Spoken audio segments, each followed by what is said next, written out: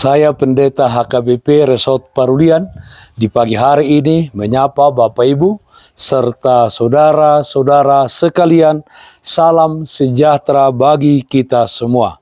Sebelum kita mendengar dan merenungkan firman Tuhan di pagi hari ini, marilah kita berdoa.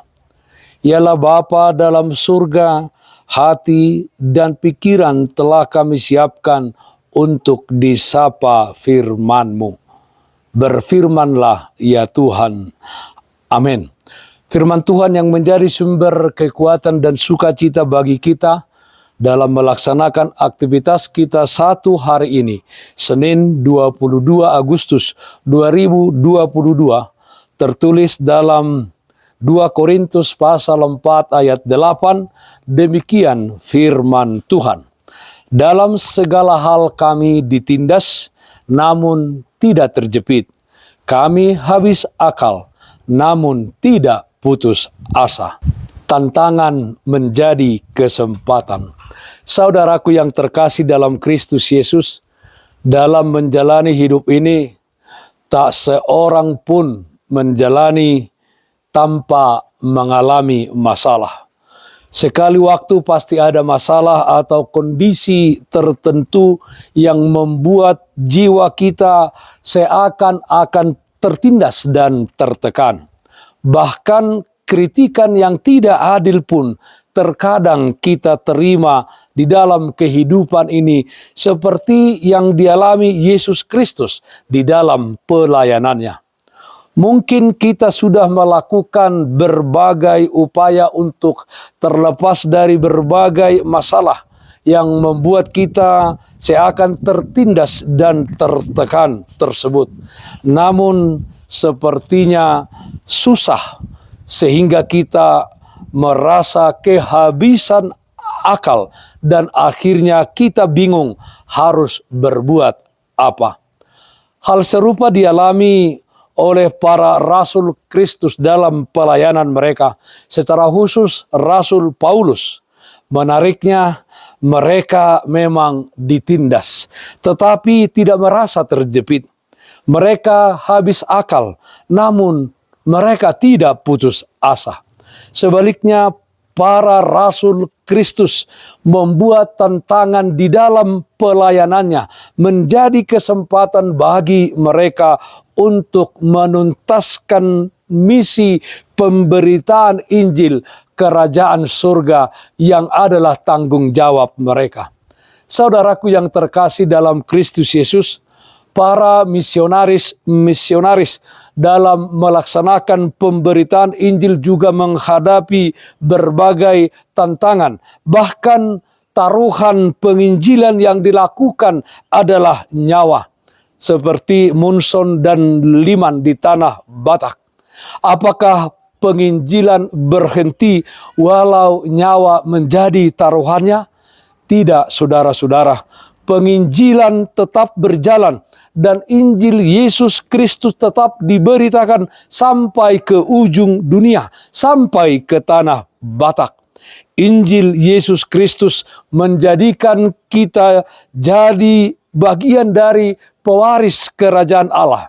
Dan kita dapat melihat dan menikmati kemajuan dan ikut serta memberikan warna yang baik dalam pembangunan bangsa dan negara kita. Saudaraku yang terkasih dalam Kristus Yesus, jika saudara saat ini mengalami masa-masa kelam, sepertinya saudara mengalami tekanan hidup, firman hari ini memberikan kekuatan kepada saudara untuk sanggup menerima tantangan dan pergumulan. Iman kita, iman saudara tetap berkobar-kobar walau menghadapi masa-masa kelam dan persoalan hidup. Sebab kita percaya bahwa Allah bersama-sama dengan kita. Sama seperti para rasul, khususnya Rasul Paulus di dalam penginjilannya, yang percaya penuh kepada Allah, sehingga dapat melewati tantangan dan hal itu menjadi kesempatan. Demikianlah kita. Demikianlah saudara juga di dalam hidup ini. Setiap masa-masa kelam yang terjadi, tantangan dan persoalan hidup yang saudara hadapi, yang kita hadapi, kiranya hal tersebut menjadi kesempatan bagi saudara, kesempatan bagi kita semua untuk melakukan yang terbaik dan benar di dalam hidup ini.